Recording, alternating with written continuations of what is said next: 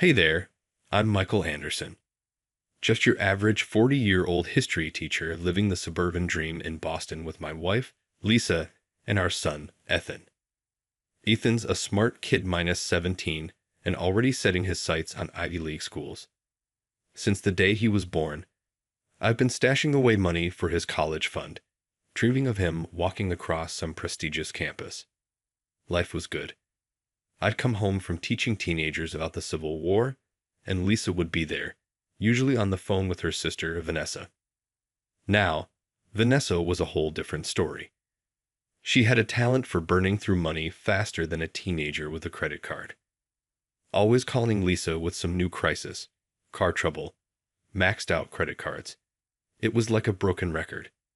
I tried to keep the peace because, well, family is family. But every time Vanessa called, my blood pressure spiked. One night, I was sitting at the kitchen table with a calculator, going over Ethan's college fund. He's been talking about schools like Harvard and Yale, so I wanted to see where we stood. That's when I noticed something wasn't right. The numbers didn't add up. At first, I thought I was just tired, maybe had too much coffee, but no matter how many times I checked, the math was off. "Hey, Lisa," I called out. She walked in, still on the phone with, you guessed it, Vanessa. "What's up?" she asked, covering the mouthpiece. "These college fund numbers look off. Did we make any withdrawals?" Her face froze. It was like watching a deer in headlights. Maybe it's a bank error," she said, trying to play it off. But I knew something was wrong. She quickly mumbled something to Vanessa and hung up, but the damage was done. Doubt was already creeping in. "Lisa, what's going on?" I asked, trying to keep calm. "Nothing, Michael. You're probably just tired. Let's look at it in the morning," she said, brushing it off. But I couldn't let it go. I stayed up late, combing through bank statements. The more I dug, the worse it got. Thousands of dollars had been transferred to an account I didn't recognize. My stomach turned. This was Ethan's future at stake. The next morning, I confronted Lisa. "I need to know what's happening with our son's college fund." My voice was barely above a whisper. She broke down in tears. "I'm so sorry, Michael. Vanessa needed help. Her daughter, Megan, wanted to study abroad, and they couldn't afford it. I thought we could spare it." I felt like I'd been punched in the gut. All those years of saving, and Lisa had just handed the money over to Vanessa. Little did I know, this was just the beginning. The next morning, I went straight to the bank. The teller, a young guy named Jake, looked at me with sympathy as I explained the situation. "Mr. Anderson, I can see multiple transfers from your account over the past year. The most recent was a large sum, $155,000. My heart sank. "Can you tell me where it went?" Jake hesitated. "I'm sorry, sir. I can't disclose that without the account holder's consent. I am the account holder. It's my son's college fund." "I understand, but the transfers were authorized by a joint account holder, your wife, Lisa Anderson." The drive home was a blur. I burst through the door, finding Lisa in the kitchen. "Want to tell me why you've been draining our son's future?" Her face went pale. "Michael, I can explain." "Explain what?" "How you've been stealing from Ethan." "It's not stealing. Vanessa needed help. Megan got into an amazing study abroad program." I cut her off. "Megan's 14, Lisa. What kind of program takes middle schoolers?" Her silence said it all. I grabbed my laptop, furiously typing. A few clicks later, and there it was, Megan's social media, flooded with pictures of her lounging on Mediterranean beaches, shopping in Paris, partying. Some study program. "This isn't studying, Lisa. This is a luxury vacation." Lisa broke down. Vanessa was in trouble. She said if Megan didn't get this opportunity, she'd fall into the wrong crowd. I was just trying to help. "And what about our family? What about Ethan's dreams?" Just then, Ethan walked in. Dad? Mom? What's going on? I couldn't bear to tell him. Nothing, buddy. Just a misunderstanding about finances. But he was too smart for that. He looked between us, sensing the tension. Is this about my college fund? Lisa rushed to reassure him. Don't worry, sweetie. Everything's fine. But I couldn't keep the truth in any longer. No, it's not fine. Your mother has been taking money from your college fund to support your aunt. Ethan's face fell. What? But all my hard work, my grades, was it all for nothing? Lisa tried to comfort him, but he backed away. We'll figure it out, honey. I promise. I wasn't done. How long has this been going on, Lisa? And don't lie to me. Not again. She couldn't meet my eyes. A few years. But it started small, just a little here and there. I felt like I was drowning. A few years? What else have you been hiding? Her silence was deafening. Then, a ping from her phone. A message flashed on the screen.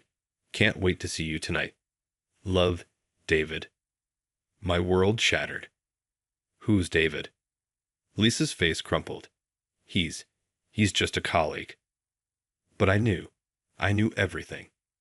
The late nights at the office, the secret phone calls, the sudden attention to her appearance. It all made sense now. A colleague? Is that what we're calling it now? I said, my voice heavy with disbelief. Ethan stood between us, his face etched with confusion and hurt. Mom, what's Dad talking about? He asked, his voice trembling. But Lisa couldn't respond. She just stood there, tears streaming down her face as everything we built together unraveled before us. I turned to Ethan, my heart breaking for him. Pack a bag, son. We're going to stay at Uncle Rob's for a while. As we walk out the door, I could hear Lisa's muffled sobs. But I couldn't bring myself to look back. The woman I thought I knew, the life I thought we had, it was all a lie. Now I had to figure out how to pick up the pieces and salvage a future for my son. The next few weeks were a whirlwind. Ethan and I crashed at my brother Rob's place while I tried to clear my head.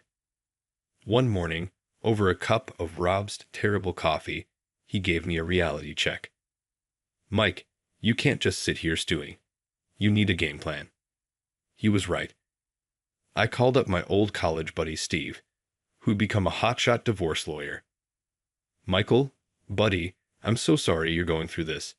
Let's meet and talk strategy. In Steve's office, surrounded by law books and the faint smell of leather, I laid everything out on the table. So what's our move? I asked, feeling completely lost.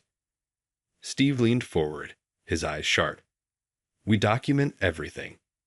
Every transfer, every lie, every indiscretion. We build an airtight case.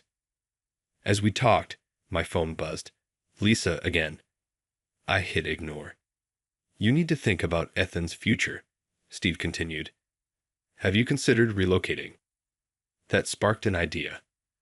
I reached out to my old mentor, Dr. Harrison, now the headmaster at Westridge Academy in Seattle. Michael, my boy, it's been too long. He said warmly when I called. A position, you say? Well, as luck would have it. Things were falling into place, but I couldn't shake the anger. Vanessa's scam had to be exposed. So I made an anonymous tip to the Department of Education about her fraudulent study abroad program.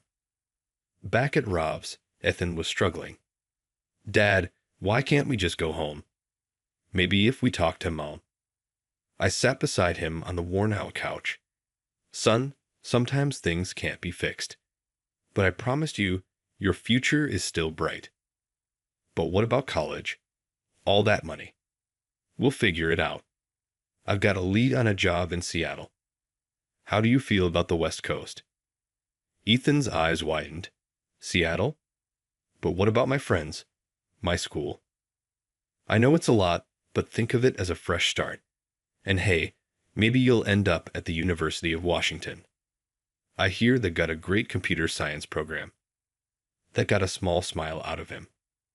The next day, I met Lisa at a neutral coffee shop. The tension between us was thick enough to cut with a knife. Michael, please, can't we work this out? For Ethan's sake, she pleaded. I took a deep breath, trying to keep my voice steady. Lisa, you didn't just betray me. You betrayed our son. His future. I was trying to help family, she protested. And what are we? Chopped liver? I couldn't keep the bitterness out of my voice. By the way, how's David? Her face crumpled. It's not what you think. Save it. I've already talked to a lawyer.